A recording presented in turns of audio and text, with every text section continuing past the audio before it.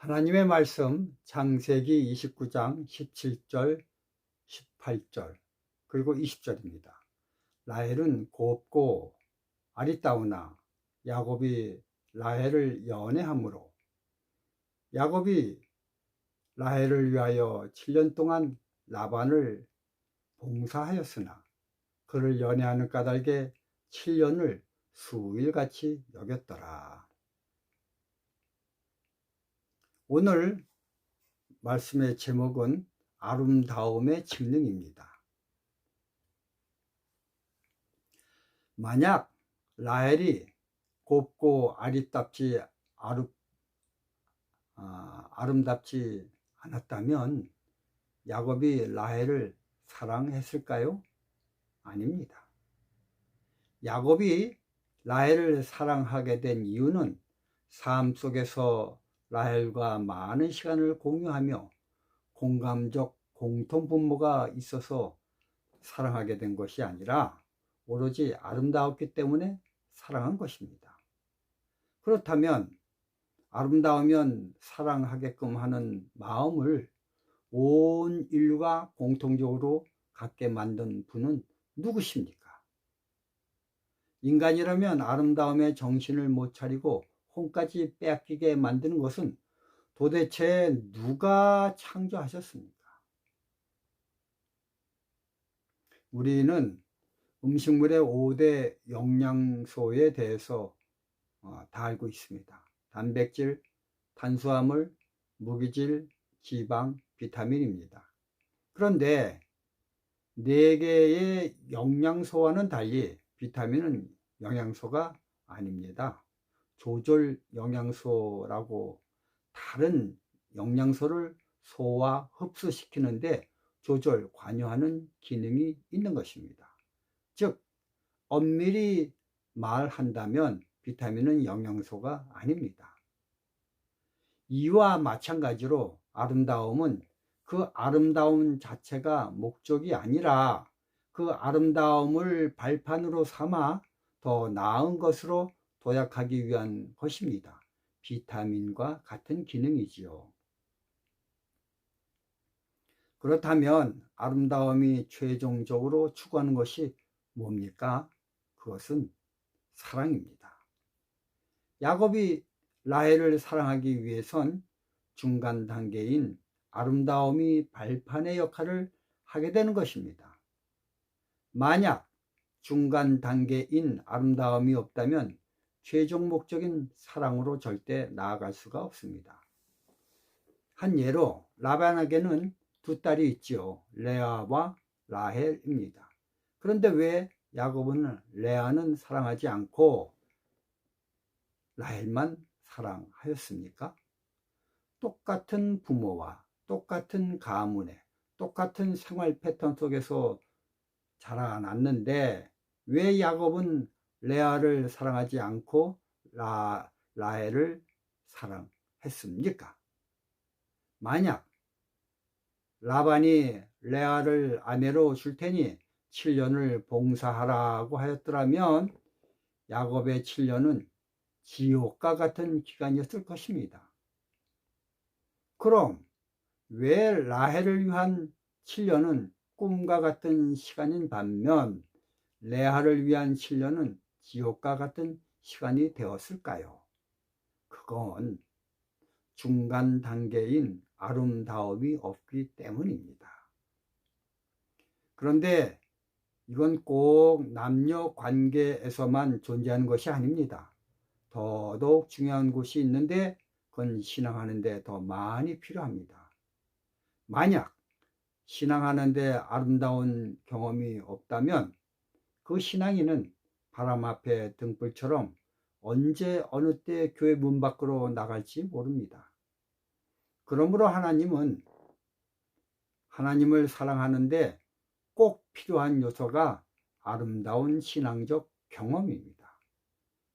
이처럼 하나님의 아름다움을 경험한 사람은 평생 하나님을 믿는 신앙에 굳게 설 수가 있습니다. 교회는 성도들에게 어떻게 하나님의 사랑을 경험케 하기 하기 위해 아름다움을 느끼게 하느냐, 못 느끼게 하느냐에 따라 그 교회가 성장하느냐, 못 하느냐가 달려 있습니다. 또 이 아름다움은 인간적 아름다움을 느끼게 하느냐, 아니면 하나님의 아름다움을 느끼게 하느냐에 따라 하나님을 사랑하는데도 결과 질이 다른 신앙을 갖게 합니다. 제가 청년 시절 서울중앙교회에 다닐 때 한 명의 연세대 대학생이 신앙적으로 방황하는 것을 봤습니다. 그래서 저는 내 시간과 돈과 열정을 다해 그 대학생에게 어떻게 하는 것이 하나님을 믿는 아름다움인지를 데리고 다니면서 알려주었습니다. 논리와 지식으로 알려준 것이 아니라 내 생활 자체가 하나님의 아름다움을 경험하는 것임을 같이 있으면서 발견하게 하였습니다. 그 후에 그 대학생도 자기 나름대로의 하나님의 아름다움을 경험한 후 하나님을 사랑하는 성도가 되었습니다. 또 한 명의 대학생이 있었습니다. 여자이고 그 당시 인천교대를 다니고 있었습니다. 여자로서의 아름다움을 모두 다 갖추고 있는 정말 예쁜 분이었습니다. 그래서 저는 연세대 대학생에게 한 것처럼 내가 살면서 경험하는 하나님의 아름다움을 여행으로, 그리고 교회 안에서 성도 간의 교감으로 있는 힘껏 알려주었습니다. 그런데 이 여대생은 교회에 남지 못했습니다. 왜 그랬을까요? 왜 이처럼 다른 결과가 나타났을까요? 그것은 내가 그 여대생에게 보여주기 위해 애를 쓴 하나님의 아름다움을 그 여대생은 안 보고 내 개인 남자의 아름다움을 보고 싶어 했던 것입니다. 그것에 반해 나는 꽃보다 아름다운 남자의 모습은 안 보여주고 하나님의 아름다움만 계속 대화의 중심에 놓고 만남으로 인해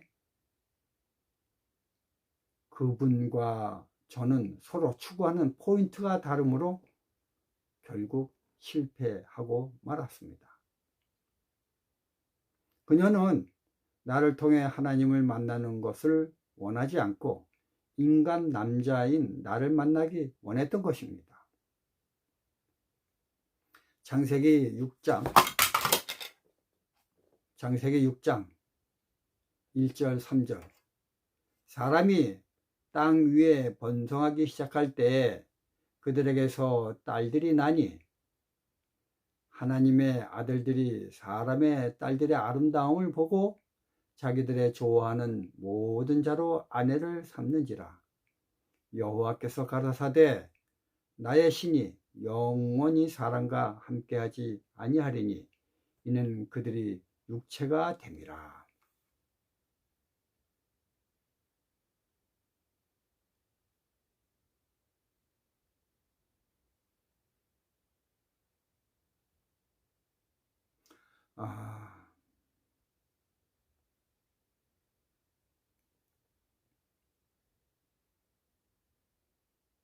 여러분,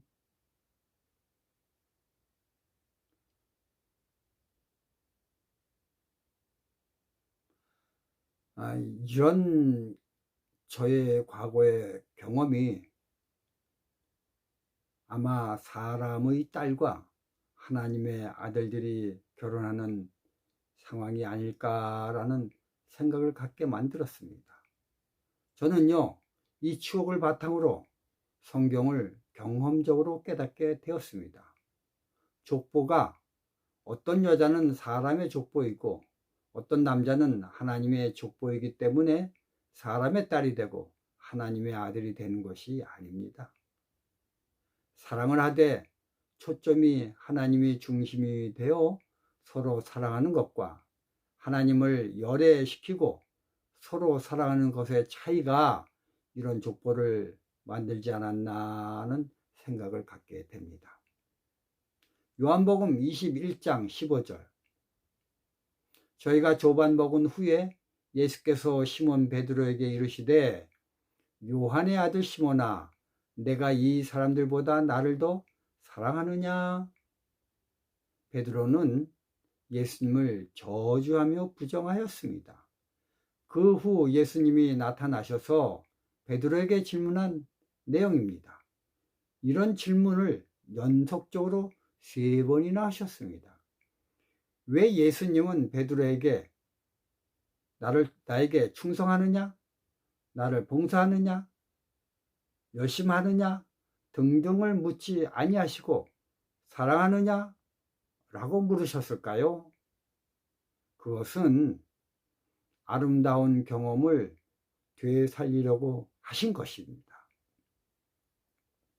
3년 반 동안 예수님과 함께 지내면서 같이 경험한 하나님에 대한 추억이 아름다웠느냐 아니면 아름답지 못하였느냐를 물으신 것입니다. 아름다웠다면 그 아름다움으로 하나님의 사랑에 빠졌을 것이고, 예수님과 함께 있었던 경험들이 아름답지 못하였다면 하나님과의 관계가 사랑으로 번지지 못했을 것입니다. 베드로는 생각해 보니 예수님과 함께 지냈던 3년 반이 너무나 아름답고 행복했었습니다. 그래서 지체 없이 그는 말하길, 주여, 그러하외다. 내가 주를 사랑하는 줄 주께서 아시나이다. 야곱은 라헬이 아름다움으로 그 길고 긴 7년을 길다고 여기지 않고 수일같이 여겼습니다. 내가 하나님을 사랑한다면 재림하실 때까지 길고 긴 세월이 하나도 길지 않다고 느껴질 것입니다. 이와 같이 내가 하나님을 사랑하기 위해선 비타민과 같은 하나님과 나와의 아름다운 추억이 있어야 합니다. 이런 아름다움이 있는 성도들은 베드로처럼 예수님을 저주하고 부정했을지라도 다시 회개하고 돌아올 수 있습니다. 그 아름다움은 믿음도 아니고 행복도 아닙니다. 그러나 그것 없이는 하나님을 깊이 사랑하는 길로 들어갈 수 없습니다. 사랑은 아름다움이 동반되어야 사랑으로 넘어갈 수 있습니다. 야곱이 라헬을 아름답다고 생각하였기 때문에 사랑하였고, 그 사랑의 힘으로 7년의 길고 긴 고난의 세월을 수일같이 여기게 되었습니다. 독자 여러분들은 요즘 성도들 간에 어떤 아름다움의 경험을 같이 쌓고 있습니까? 경험을 공유하는 함께를 하지 아니하고 고독과 외로움에 홀로 하는 신앙을 하고 계십니까? 아니면 방황을 하고 계십니까? 사랑은 나눠주는 것입니다. 염광. 이것은 자기를 분해해 남에게 나눠줍니다. 그래서 예수님은 우리에게 빛과 소금이 되라고 하셨습니다. 그에 반해 좋아함은 나눠주는 것이 아니라 내 것으로 끌어들이는 것을 뜻합니다. 꽃을 좋아하면 꺾고 꽃을 사랑하면 돌보아 줍니다. 내가 추구하는 것들이 라이크인가 러브인가를 곰곰이 생각해 봐야 되겠습니다. 하나님의 아들들은 사람의 딸들의 아름다움을 좋아했습니다. 절대 성경은 사랑했다고 적혀 있지 않습니다. 사랑은 나눔을 동반하게 되고 그 나눔의 행동은 정말 아름답게 그지 없습니다. 감사합니다.